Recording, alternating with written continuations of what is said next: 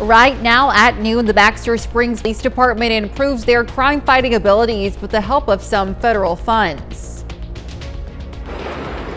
And we are live at the Tarzan Zerbini Circus as they kick off their season here in Webb City, their hometown, by the way. We're going to have more on the circus, plus this windy day coming up. And students around Southwest Missouri pitch their business ideas for a chance to win scholarships. The 4 states' most watched news starts now. Authorities have arrested a Joplin man in a telecommunications cable theft. This is KOAM News at noon. I'm Elise Noe. Jasper County deputies responded to reports of the theft near High Street in Sarcoxie, Missouri early Tuesday morning. Deputies served a search warrant at the location of a possible suspect vehicle and found 470 feet of telecommunications cable at the home. Deputies arrested James Romero of Joplin, and felony stealing charges are being sent to the Jasper County Prosecuting Attorney's Office for review.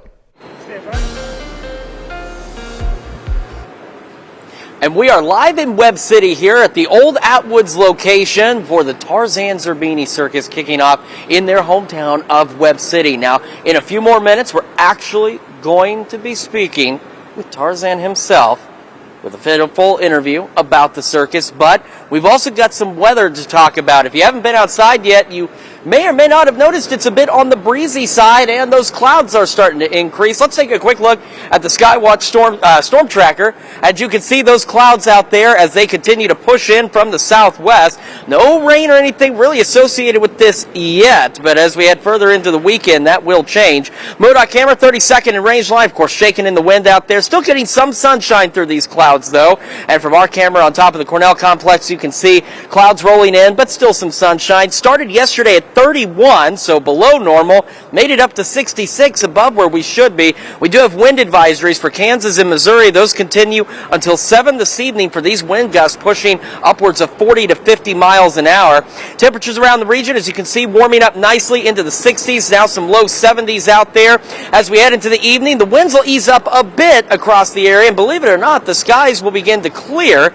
And then they'll cloud back up, and there's more changes on the way, including some thunderstorm chances. We'll talk about all that in the full forecast here in a few more minutes. Elise? All right, thanks, Chris. We'll see you soon. A 7-year-old boy from Aurora, Missouri is recovering after a dog bite incident. Authorities say that it happened Wednesday night on private property within Monett, Missouri city limits. Investigators say the child who suffered severe injuries was a guest at the home where the dog resides. Emergency personnel transported the victim to Kansas City for treatment. The mixed breed dog is being held by Monett Animal Control, and that dog was also the subject of a bite incident in October. That case is pending in Monett Municipal Court. Baxter Springs Police is receiving more than $160,000 in federal funds. The money will be used for technological upgrades. Specifically, the police department plans to buy 10 body cameras and 6 car cameras.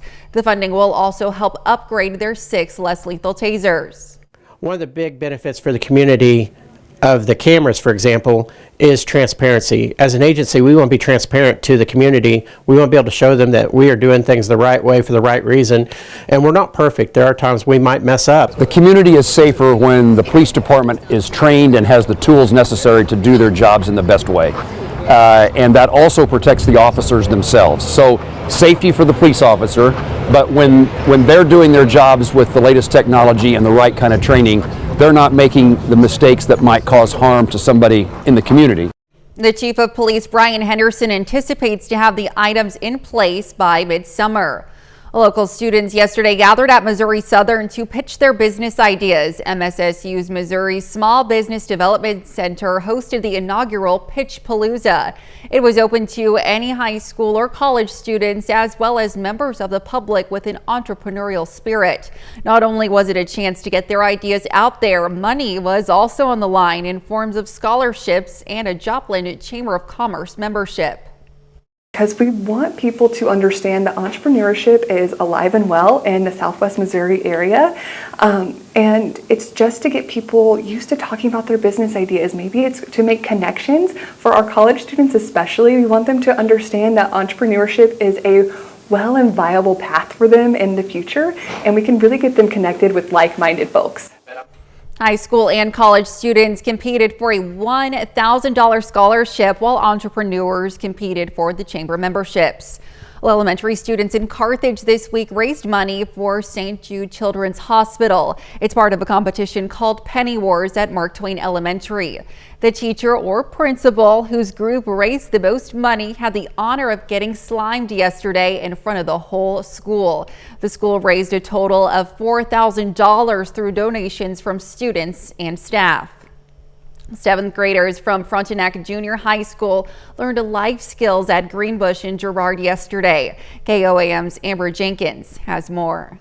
Have any questions? The annual Life Skills Day for Frontenac 7th graders means a field trip to Greenbush to learn basic cooking skills. And I was a little stressed out at first, but so far it seems like it's going pretty well and the kids are enjoying themselves. And we're just teaching them some basic cooking things that they should be able to do on their own. Usually the Greenbush staff travels to the middle school to teach, but this year, 65 7th graders went to them. I was like, I was really excited because when they first announced the Greenbush trip, and I was like, okay, what kind are we doing? And they're like, we're gonna go cooking, and I'm just like, are you serious? I love cooking. Gabe's group started the day making roasted chickpeas and granola from scratch. It feels like oats, like it's not wet or anything. Yeah. My mom bakes and then my dad cooks, and I really like cooking. I really like cooking and baking. I'm a lot of an artistic kind of guy. I'm more in arts than sports. So it's hot. The 7th graders aren't just understanding basic cooking, but learning new ingredients as well. I didn't know, I thought chickpeas were like a nut, not like a seed. I thought they were kind of like a peanut, but I didn't know they were like a seed. Reporting in Girard, Amber Jenkins, KOAM News. 6th and 8th graders also got off campus. They spent the day touring some departments at PSU. Well, coming up, we're live at the Tarzan Zerbini Circus in Webb City. Chris Warner will join us from under the big top. And later, we're making a golden salmon bake in the Mr. Food Test Kitchen. Welcome back to the KOAM News at Noon. We are live under the big top, and we are here at the Tarzan Zerbini Circus in Webb City in the Old Atwoods parking lot. Joining us now, you're familiar with the circus. You may not be familiar with Mr. Tarzan Zerbini himself. Thanks so much for joining us this afternoon. Thank you very much for inviting me. So tell me a little bit about the circus. How long have you been doing this? Well, I'm the 8th generation of my family to perform in circuses. They trace the family way back to 1763, originally from Italy. We moved the circus to North Africa in late 1800, 1900, with grandparents.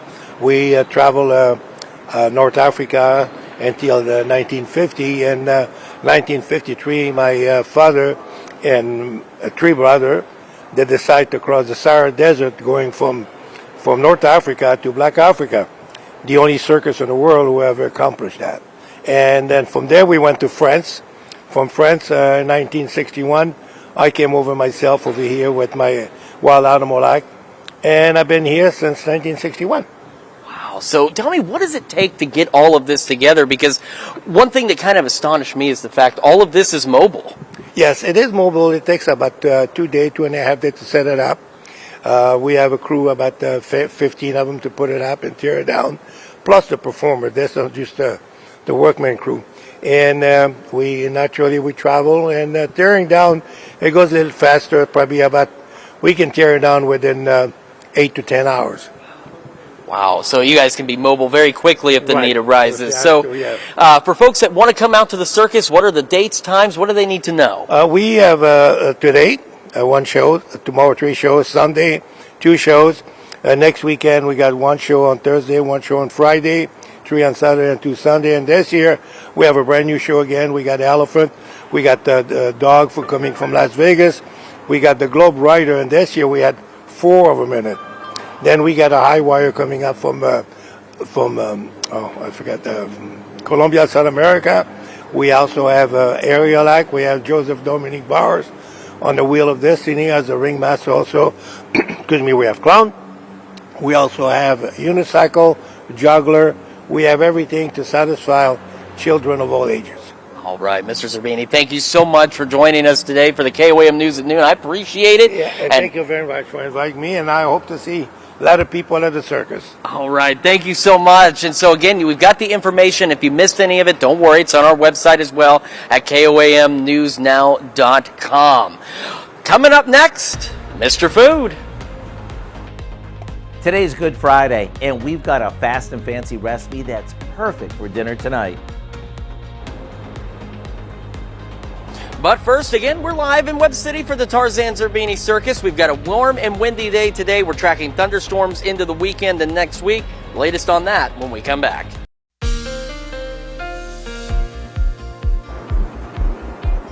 Welcome back to the KOAM News at Noon. So it is warm, it is windy. In fact, we're already about 10 degrees above normal for some of us, and we're going to continue to warm. We're going to be even warmer as we head into Easter, but it's starting to usher in some thunderstorm chances across the area as well as we head into late Sunday into Monday. So this is a look again at that wind advisory. Kansas and Missouri, it continues until 7 o'clock this evening, and that's for what you've been hearing or seeing outside is these wind gusts upwards of 40 to 50 miles an hour. And they're not going to let up anytime soon. By 5 o'clock, we still have that same volume of wind out there. Now, as we head later into the evening, some of us see the winds ease up, others don't. So overnight tonight, some of us will still have those wind gusts, 30, potentially 35 miles an hour. Tomorrow, some of us, again, some of those wind gusts, 20, 25 miles an hour. And then as we head into Easter Sunday, we're going to see those winds begin to return again up in that 20, 30, maybe 35 mile an hour range, so do be prepared for that. All right, now in Joplin, we've got mostly cloudy skies, you can see, but we're also still getting sunshine. 72, south-southwest breeze sustained at 35 with gusts to 45 out there. In Pittsburgh, we are also warm, above average, 69, south-southwest breeze sustained at 28, gusts to 35. And again, temperatures around the region looking pretty good. Some of us in the low 70s out there, putting us 10 degrees above normal. Others were still above normal, but just a few degrees at this point. 75 on the average today, so above average temperatures with those very gusty winds, mostly cloudy skies. And as we head into the evening and overnight, skies will begin to clear. We'll go mostly clear, still a bit breezy for some of us, and very mild into the upper 50s. As we head into our Saturday, another day, low to mid 70s out there. Clouds will increase again as we head into the afternoon with those gusts upwards of 25. Now, I also want to take a moment and talk about those thunderstorms. As we head into Sunday morning, a few showers will be possible for some of us Sunday morning before 10 a.m. Then they should be gone. But if you have some early morning plans, just be prepared for a few showers. Then as we end the late Sunday evening, say about 8 o'clock or later, we're going to start to see the possibility for some scattered showers and thunderstorms out there. And some of those will have the potential to be strong, possibly severe as well. And that will continue overnight. Now, these storms will be scattered late Sunday into Monday morning, but they'll very likely still be strong, possibly severe as we head into the time of the KOAM Morning News on Monday. For the rest of our Monday, we will have scattered showers and thunderstorms, and some of those could still be strong. And then as that cold front rolls in late in the evening, say after about 4 or 5 o'clock, we'll have another potential round of strong to severe thunderstorms Monday evening. So that's why for Monday, we do have that possible alert day out there, something we want to keep a very close eye on starting late Sunday and through the majority of our Monday. Between now and then, again, upper 70s on Sunday. Most of our Easter actually looks pretty good. We're going to cool back down behind this system at 52 degrees on Tuesday with maybe a few lingering showers behind that cold front as the low pressure moves through. Upper 50s Wednesday, and then we'll warm back up into the 60s and 70s for the second half of next week. So again, we definitely want to keep an eye on those thunderstorm chances Sunday evening, Sunday night, and through the majority of the day on Monday. And we'll, of course, be here tracking them for you. And don't forget, we're live in Webb City at the Old Atwoods for the Tarzan Zerbini Circus. Make sure you come on out here and check out the show. Elise? All right, thanks, Chris. Well, stick around. We're making a golden salmon bake in the Mr. Food Test Kitchen. We'll be right back. Now, here's a crowd-pleasing way to serve some salmon. Howard shares his recipe for a golden salmon bake in the Mr. Food Test Kitchen. With today being Good Friday, I thought I'd share a new fish dish with you that we came up with a few weeks ago. Everyone who's tried it loved it. And the best part, it's on the table in less than 20 minutes. We start by mixing some mayo with a bit of Italian dressing, Dijon mustard, and finely chopped sweet onion. We set that aside for a sec while we sprinkled both sides of a salmon fillet with salt and pepper. I like to make this with skinless salmon, but that part's up to you. Now, we spread the mayo mixture over the top of the salmon and finish it off with some seasoned breadcrumbs that we mix with a bit of melted butter. And the nice thing about this is you can make it ahead of time and just bake it off right before serving. When it comes out of the oven with the top all puffy and golden and the salmon as flaky as can be, get ready for a real treat. Here's what I suggest. Head over to our website and type in Golden Salmon Bake so you can have the recipe in time for dinner tonight or whenever you want something off the charts delicious and super quick. I'm Howard in the Mr. Food Test Kitchen, wishing you a happy Easter and lots of, ooh, it's so good. You can find this recipe along with a lot more good food from the Mr. Food Test Kitchen online. Just go on over to our website at KOAMnewsnow.com. Now here's a look at the 4-state market prices.